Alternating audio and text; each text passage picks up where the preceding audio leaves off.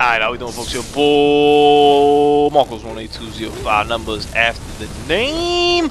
Now check this boss fight, man. These shadows are Yharnam. Now, before I even get into describing what these guys do, what these guys' deal is, man, I gotta tell you what happened to even get to this point, man. Because it's honestly, it's kind of unbelievable the misfortune I had. So these guys are after the Lost Woods, or whatever the hell they call it in the game. The Lost Forest, or Forest of Shadow. I don't fully remember the game actually right now to even think about it.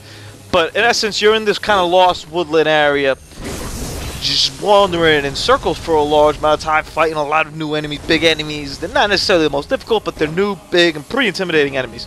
And it was like about 11:30 at night when I got into it, and I said to myself, all right, here's what's gonna happen, man. I'm gonna get through these lost woods. I'm probably gonna find at the end of it, I imagine I would find, or even in between or at the end, I'd find another lamp. And I was like, yo, next time I find a lamp, I'm done, I'm set. So I was going through, and I was being pretty meticulous through these things, because I didn't really know what to do. And B, I was kind of just hugging right the whole way and saying, all right, I'm gonna hug right and see where the hell this ends up. And eventually I ended up falling, and then I couldn't hug right, and it was just a mess, and it was big, it was crazy. So I'm lost in this wood, don't really know where the hell I'm going. Eventually, I fight like these two pigs, whatever. But when I look at it, I had a bunch of echoes. Like, I mean, you see right here, I have 60,000. Like, I ended up collecting up to like 50 to 60,000 of these. So I never at this point had hell of that many. I think that could have leveled me up maybe like 2 or 3 times even at that point.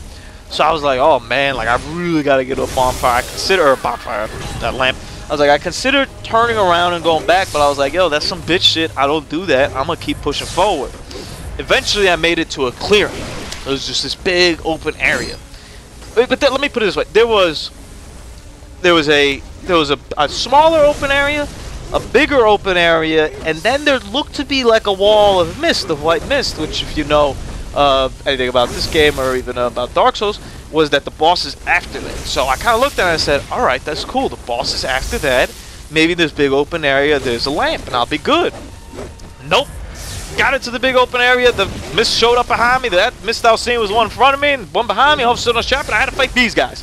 I fought these guys. Now, if you notice, there's 3 different guys here, and they all kind of do the same thing, different things. You know, one kind of is a little more up close. One plays a little more like you. The other one kind of throws fireballs. You know, that's kind of the deal. And I went with the long range guy to get him out first. And then these guys, I really honestly didn't really care which one I got out before the other. They were both kind of pain in the ass.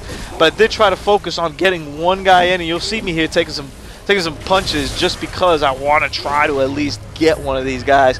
Playing around this tombstone right here is very important, I found. You're able to do a lot of different things around it and try to, like, you know, just pace the fight as to where you want it. These guys aren't the hardest boss. Honestly, this was my 2nd time doing it. And I literally, I died and I was like, it was like 12:30 and I was like, well, whatever, man. Guess I'm going to be a little more tired of work because I'm going right back there, get my echo, and kicking some ass. And guess what? I had the best night's sleep I've had in years after kicking these guys' asses. Your boy Marcos, man. We outie. Freestyle Friday.